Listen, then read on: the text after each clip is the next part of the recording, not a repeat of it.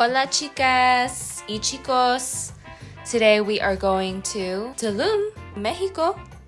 I am really excited to go to Mexico. I've actually never been to this part of the world, so I'm ready to be gooped and gagged.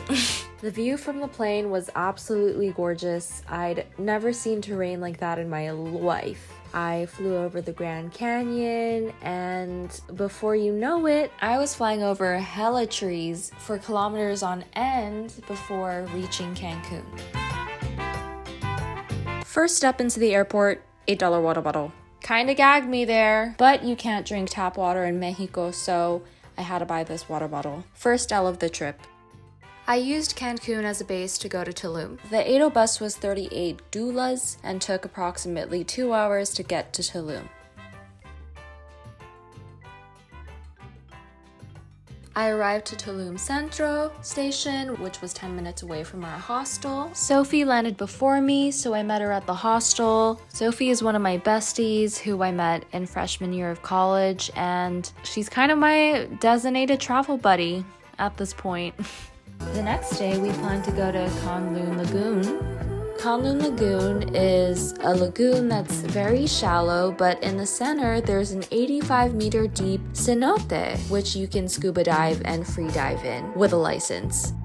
Cenotes are something that is very unique to the Yucatan Peninsula. Tulum is home to 226 cenotes, which are natural deep water wells. In the past, Mayans used these as fresh water sources and believed that they were an entrance to the underworld. We enjoyed swimming in the clear turquoise waters.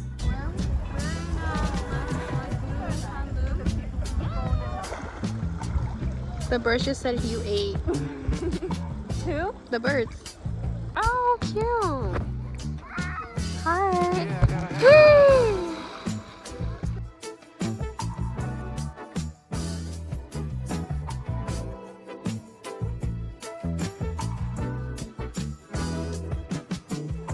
Getting out of the cenote, we sat in a little colectivo, which is a little minivan. It's a really cheap way to get around town, only for 30 Mexican pesos, which is around $2 US.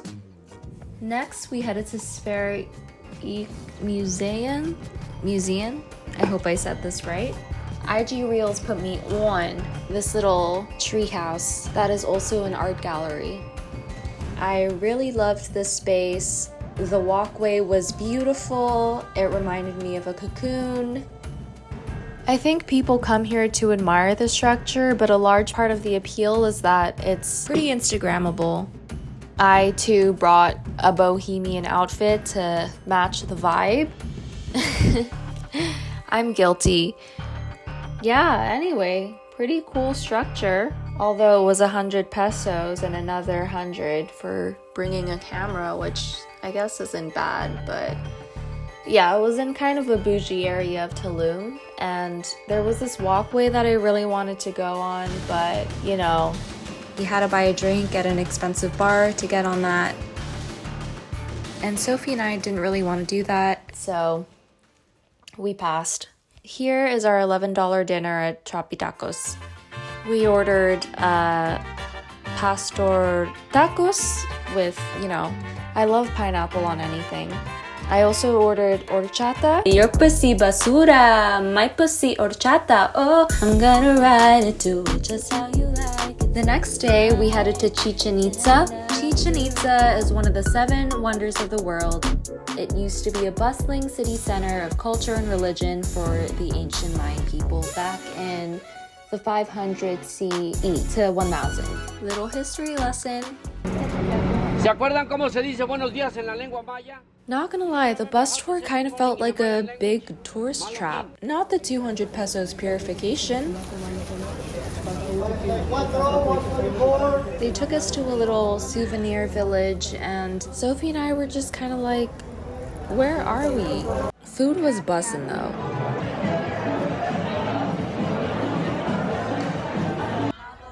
After a long 3-hour bus ride, we finally made it to Chichén Itzá. The first thing I noticed about Chichén Itzá was the number of souvenir vendors that were there. They were like, one for your toxic boyfriend, almost free, almost free. I just want to know what the point of that was. I don't know. He's testing the acoustics. We were just like, why are people clapping in front of this pyramid? Well, when you clap in front of a slope with a cavity at the top, the sound goes all the way up and comes back down with an echo that sounds like the chirp of a quetzal bird, which was a spiritually important animal to the 12th century Mayans.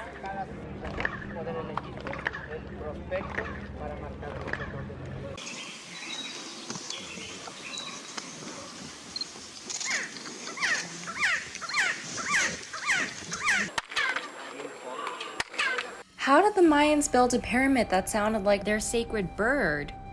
The Mayans kind of ate with that one. But yeah, all in all, Chichén Itzá was pretty cool. It was nice to see a seven wonder of the world. At the end of the day, my foot started chafing on my flip-flop. Sophie tried to get me a band-aid, and the storekeeper was like, 10 pesos. And Sophie was like, she's bleeding. And she was like, nothing is for free. One thing about Mexicans, they will get to the bag. They hustling out here. Afterwards, we headed to Cenote Saamal. Okay, be careful, queen. Thanks. Never tripping down, never slipping down. Got you there. Oh my god, oh my god, oh my god, oh my god. Whoa. Cenote Saamal was Gorgiana. It was giving SZA vibes. If that even makes sense. Oh, that feels so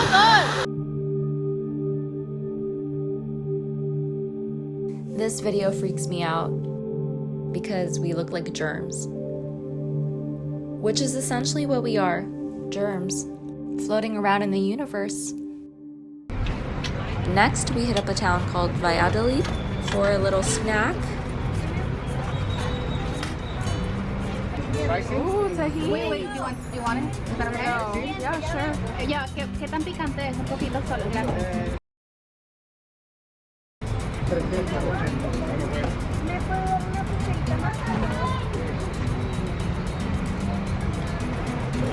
Damn, that's fresh.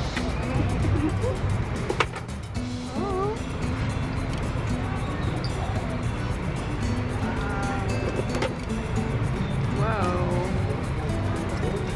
Gracias. The next day, we headed to Dos Ojos Cenote.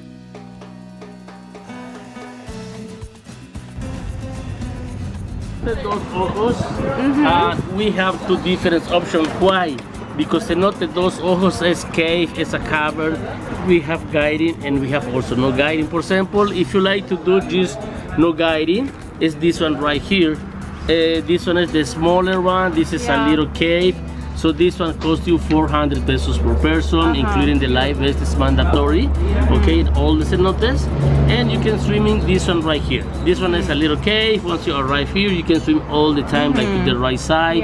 You can stay here maybe half an hour, 1 hour, whatever. Okay, and then you can visit also to the second cenote. This one right here, like I told you, is one of the biggest cave. Look at the taxi driver's girlfriend on his steering wheel. If it's not like that. This is Ojo Uno, Cenote number 1.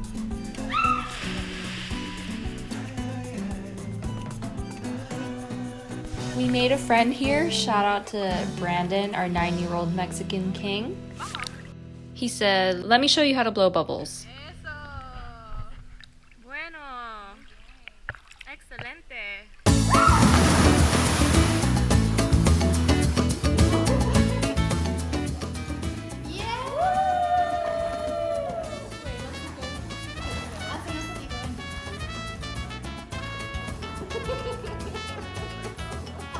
Rizmaster Brandon.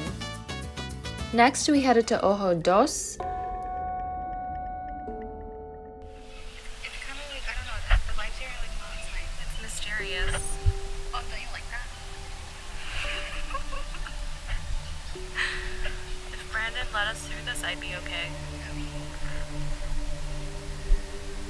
Not gonna lie, it was a little eerie feeling. I swam in it for a little bit, but something in my gut was telling me not to go further.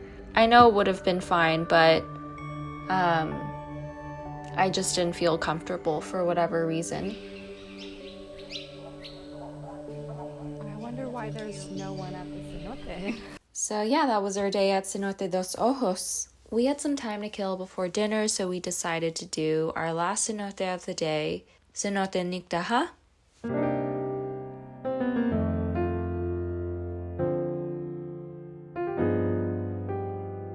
This cenote was gorgeous. I felt like a fairy, ethereal vibes, for real.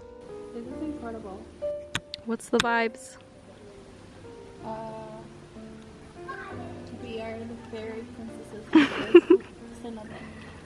True. This is probably my favorite one we've gone to. Not you getting a whole cenote for me. It looks like you have a neck brace, you dumb thought. It looks like you have a neck brace. Sophie and I were kind of feeling like a light dinner tonight.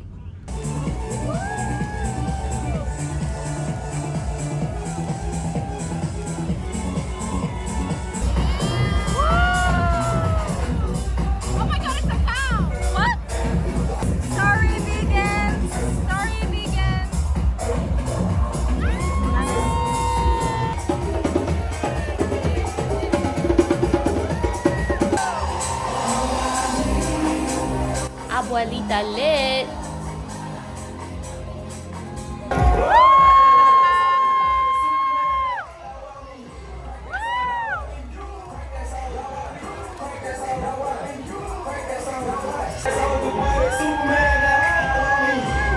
We couldn't leave Tulum without going to a bar at least once. So we went to Spicy Hookah Bar across the street.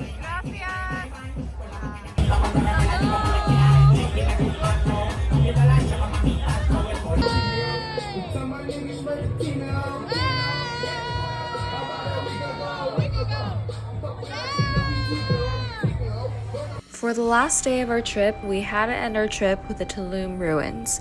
This site is one of the very few walled cities built by the Mayans. It is situated on a 12-meter cliff that faces the Caribbean Sea. This was a major trading post with a population of around 1,600 inhabitants before the Spanish came and introduced some nasty stuff. Okay, glow. Okay, lamp. We love some sweat. Cheers. Salud. Salud. So yeah, that was pretty much the end of our trip in Tulum. Overall, I did enjoy Tulum. Would I go back to Tulum? Yeah, I would go back. I think there's still a lot of cenotes that we hadn't touched. We barely touched the surface. My main takeaways from Tulum, 2 things I've noticed. Number 1, it is hot. Oh my god, it was boiling. Holy crap. Almost to the point where it was kind of uncomfortable at times. And I'm from a subtropical climate, so I don't fuck around when it comes to the heat. The second thing I noticed was that there were a lot of 30-something-year-olds there. They're probably digital nomads or work in tech or marketing or something, because they seemed like they had a lot of disposable income and a lot of money to spend. But I don't know. That was just the vibe that I got, especially walking around the resort areas. Sophie and I are kind of starting out in our careers, so we were traveling on a budget. I feel like we kind of hacked it with La Palmita budget boutique hostel that went for $50 a night. But yeah, it was one of those towns where I noticed quite a big wealth gap. In certain areas of Tulum, it'd be really wealthy with all the really nice resorts. And in other parts of Tulum, you'd see children on the street selling bracelets and things like that. And I thought the wealth disparity was quite stark. Tourism is the main draw of the town, so expect prices to fluctuate, especially taxi cabs, sometimes even cenotes. expect to pay extra for things you wouldn't really consider having to pay extra for. For example, bringing a GoPro to a site. Not the Hero 4. If I have any tips for Tulum, it'd be drink lots of water, bring your own water bottle, bring a mini fan, a waterproof phone case, and have fun, but stay alert. Yeah, that's pretty much the end of our Tulum trip. This was only the first stop in our Mexico journey. So stay tuned for the next part, where we'll be making an unexpected stay at Isla Mujeres.